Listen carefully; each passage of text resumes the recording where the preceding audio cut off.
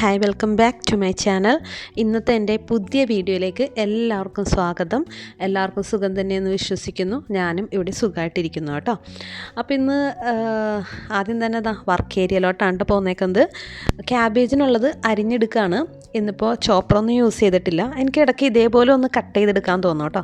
അപ്പോൾ ഞാൻ കട്ടിംഗ് ബോർഡിൽ വെച്ചിട്ട് അങ്ങനെ നൈസായിട്ടൊന്ന് കട്ട് ചെയ്തെടുക്കുന്നുണ്ട്.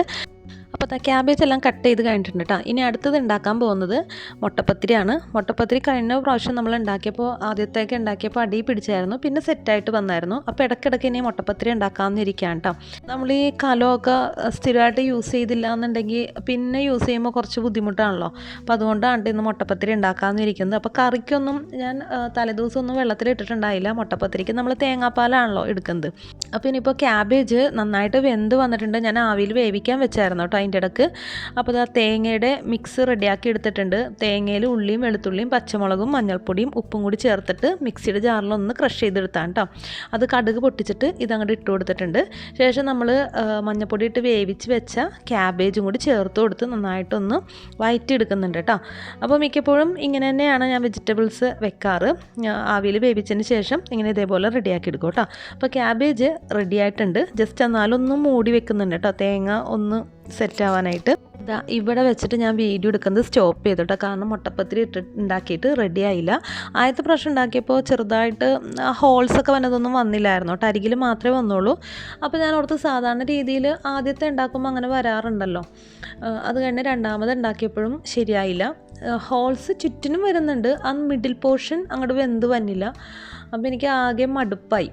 നമ്മൾ വേറെ ഒന്നും ചെയ്തിട്ടില്ല. മുട്ടപ്പത്തിരിയും തേങ്ങാപ്പാലും പിന്നെ ക്യാബേജ് തോരനും ഒരു കറിയും കൂടി ഉണ്ടാക്കാമെന്നാണ് കേട്ടോ ഞാൻ വിചാരിച്ചത്. അപ്പോൾ മുട്ടപ്പത്തിരിക്ക് കുറച്ച് അധികം സമയം നമുക്ക് വേണം, നമ്മളവിടെ നിന്നിട്ടാണല്ലോ ചെയ്യുന്നത്. അപ്പോൾ അങ്ങനെ ഒരുപാട് നേരം അതും വെച്ചുകൊണ്ടിരുന്നതന്നെ എൻ്റെ സമയം പോയി. ഉണ്ടാക്കിയത് ശരിയായുമില്ല. അപ്പോൾ തന്നെ നമുക്ക് മനസ്സാകെ ഒരു മടുപ്പായി. അപ്പോൾ ഞാൻ വീഡിയോ എടുക്കലൊക്കെ നിർത്തി വെച്ചിട്ടോ.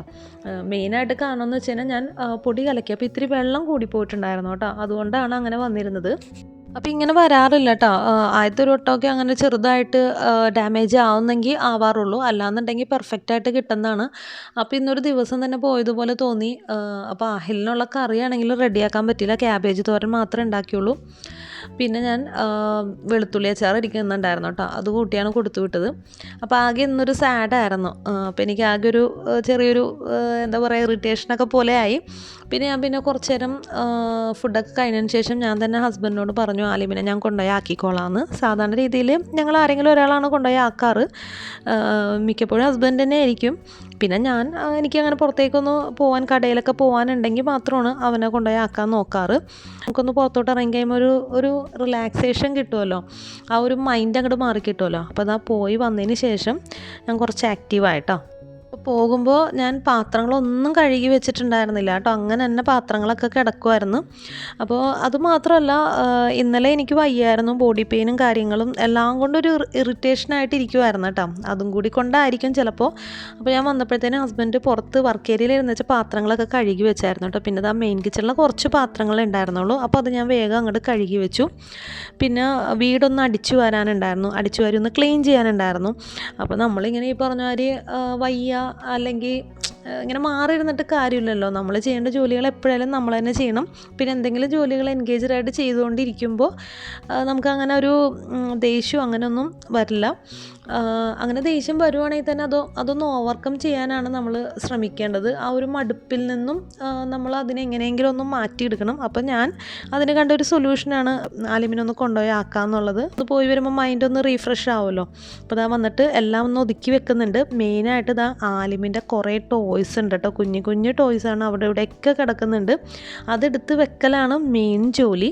ഇവിടെ എങ്ങനെ അടിച്ചാലും പൊടി ഉണ്ടാവും. ഇപ്പോൾ ഇന്നലെ വീട് തുടച്ചതാണ് എങ്കിൽ പോലും നമ്മൾ രാവിലെ അടിക്കുമ്പോൾ നല്ലപോലെ പൊടി ഉണ്ടാവും കേട്ടോ. പൊടി മണ്ണെന്നൊന്നും പറയാൻ പറ്റില്ല, ഒരു ബ്ലാക്ക് കളർ പോലത്തെ ചെറിയൊരു തരിതരി പോലൊരു സംഭവം ഉണ്ടാവും കേട്ടോ. അതിപ്പോൾ ഇവിടെ ഇങ്ങനെ മരങ്ങളൊക്കെ കൂടുതലുള്ളത് കൊണ്ടാണോ റോഡിൻ്റെ തൊട്ടടുത്ത് കിടക്കുന്നതുകൊണ്ടാണോ എന്നൊന്നും അറിയില്ല. പക്ഷേ ഹസ്ബൻഡിൻ്റെ വീടായിരുന്നെങ്കിലും എൻ്റെ വീടാണെങ്കിലും റോഡ് സൈഡ് തന്നെയാണ്, അത്യാവശ്യം വലിയ റോഡ് സൈഡ് തന്നെയാണ്. പക്ഷെ അവിടെയൊന്നും ഇത്രയും പൊടി ഞാൻ കണ്ടിട്ടില്ല കേട്ടോ. ഇവിടെയാണ് ഏറ്റവും കൂടുതൽ പൊടി. അപ്പോൾ അവിടെ നിന്നൊക്കെ ഇവർ കൊണ്ടുവന്ന് വെച്ച പാത്രങ്ങളൊക്കെ എടുത്തുകൊണ്ട് വന്നിട്ടുണ്ട് കേട്ടോ. സ്നാക്സൊക്കെ കഴിക്കാൻ വേണ്ടിയിട്ട് കുഞ്ഞു കുഞ്ഞു പാത്രങ്ങൾ എടുത്തിട്ട് പോവും ആലിമ്. ആലും എടുത്തിട്ട് പോയിട്ട് അവിടെ കൊണ്ടുപോയി അങ്ങനെ വെച്ചേക്കും. പിന്നെ ഇതൊക്കെ പെറുക്കി കൂട്ടി കൊണ്ടുവരലാണ് എൻ്റെ ജോലി. അപ്പോൾ അതിൻ്റെ ഇടയ്ക്ക് ഹസ്ബൻഡ് ഉച്ചക്കത്തേക്ക് ബീഫ് കറി റെഡിയാക്കുന്നുണ്ട് കേട്ടോ. ക്യാബേജ് തോരൻ ഓൾറെഡി ഉണ്ട്, പിന്നെ ഇന്നലത്തെ മോര് കറി ഇരിക്കുന്നുണ്ട്. ചോറ് ഓൾറെഡി തിളപ്പിച്ചിട്ടായിരുന്നു കേട്ടോ. അപ്പോൾ ഈ ഒരു ക്ലീനിങ് മാത്രമേ ഉള്ളൂ. ഇന്നപ്പോൾ തുടക്കണമൊന്നുമില്ല കേട്ടോ. ഇവർ ഈ പാത്രങ്ങളൊക്കെ കൊണ്ടുപോയി വെക്കുന്നത് ഇതാ ഈ ഒരു മെയിൻ പാൻട്രിയുടെ മുകളിൽ, അല്ലാന്നുണ്ടെങ്കിൽ ബെഡ്റൂമിൽ, അല്ലെങ്കിൽ ടി വി കാണുന്ന സോഫയിൽ, ഇവിടെയൊക്കെ കൊണ്ടുവന്നാണ് ഈ പാത്രങ്ങളൊക്കെ വെക്കുന്നത് കേട്ടോ. അപ്പോൾ എല്ലാം ഈ കുഞ്ഞു കുഞ്ഞു പാത്രങ്ങൾ, നമ്മൾ അത്യാവശ്യത്തിന് നോക്കുമ്പോൾ ഒരു പാത്രം അവിടെ കാണില്ല. ഗ്ലാസ്സൊക്കെ ആണെങ്കിൽ അവരിയ്ക്കുന്നിടത്ത് കൊണ്ടുവന്ന് വെച്ചിട്ടുണ്ടാവും കേട്ടോ. അപ്പോൾ അവിടെ ഒക്കെ ഒന്ന് എടുത്ത് മാറ്റിയതിന് ശേഷം അവിടേക്ക് ഒന്ന് തുടച്ചു കൊടുക്കുന്നുണ്ട്. തുടക്കുമ്പോൾ പിന്നെ അതിൻ്റെ ചുറ്റുപാടും കിച്ചൺ കബോർഡും കിച്ചൺ സ്ലാബും ഒക്കെ ഒന്ന് ഓടിച്ചിട്ടൊന്ന് തുടക്കുന്നുണ്ട് കേട്ടോ. പെട്ടെന്ന് പൊടി പിടിക്കുന്ന കാരണം ഇത് മാക്സിമം ഞാൻ ഡെയിലി തുടക്കാറുണ്ട്. ഇന്നിപ്പോൾ ആകെ ദേഷ്യം വന്ന കാരണം എല്ലാം ഇട്ടിട്ട് ഞാൻ പോയതാണ് കേട്ടോ, അത്രയൊന്നും കഴുകാണ്ട്. അപ്പോൾ നമ്മളുടെ അടിക്കലൊന്നും കഴിഞ്ഞിട്ടില്ല കേട്ടോ. അപ്പം ഞാനിങ്ങനെ അടിക്കുന്നതിൻ്റെ കൂട്ടത്തിൽ തന്നെ ആ ഒരു കബോർഡും സ്ലാബും ഒക്കെ തുടച്ചു പോരും കേട്ടോ. അടിക്കൽ മാത്രമായിരിക്കില്ല, കൂട്ടത്തിൽ സൈഡിൽ എന്തെങ്കിലും പൊടിയൊക്കെ ഉണ്ടെങ്കിൽ അതൊക്കെ ഒന്ന് തട്ടി അങ്ങനെയാണ് അടിച്ചു പോരാറ്. അപ്പോൾ ആ ജോലിയും കൂടി അങ്ങോട്ട് കൂട്ടത്തിൽ അങ്ങോട്ട് കഴിഞ്ഞു പോകുമല്ലോ. അപ്പോൾ കിച്ചൺ അങ്ങനെ അടിച്ചുകൊണ്ടിരിക്കുമ്പോഴാണ് ഞാൻ ഓർത്തത് ബോഗൺവില്ല ചെടികൾ ഇന്ന് കാണാൻ പറ്റിയില്ല. ആഹിലിനെ വിളിക്കാനായിട്ട് മേളിലോട്ട് പോയെങ്കിലും എനിക്ക് ചെടിയൊന്നും നോക്കാനുള്ള മൂഡൊന്നും ഉണ്ടായിരുന്നില്ല. അപ്പോൾ അതാ ഇന്നിപ്പം ചെടിയൊന്നും നോക്കണം. മെയിനായിട്ട് ഇന്നലെ ഞാൻ പറഞ്ഞായിരുന്നു വീഡിയോയിൽ, ഒരു പേർപ്പിൾ കളറിലെ ബോഗൺവില്ലയാണെന്ന് തോന്നുന്നു ഉണ്ടായി വന്നത്. അപ്പോൾ അതിൻ്റെ കളർ ഇന്ന് കുറച്ചൊരു ഡാർക്കണായിട്ടുണ്ടാവും. അത് തന്നെയാണോ വന്നിരിക്കണതെന്ന് നോക്കണം. അപ്പോൾ എൻ്റെ അടിക്കലൊക്കെ കഴിഞ്ഞിട്ടുണ്ട് കേട്ടോ. പിന്നെ ഇപ്പോൾ ഞാനൊന്ന് ബാൽക്കണിയിലേക്ക് കയറി നോക്കുകയാണ്. കണ്ടിട്ട് ആ ഒരു പേർപ്പിൾ തന്നെയാണ്. അപ്പോൾ ഇത്ര ഉള്ളത് ഇന്നത്തെ എൻ്റെ വീഡിയോ. നിങ്ങൾക്ക് എൻ്റെ വീഡിയോ ഇഷ്ടമായിരിക്കുന്നു. വീഡിയോ ഇഷ്ടമായി തീർച്ചയായും സപ്പോർട്ട് ചെയ്യണേ. Thank you for watching.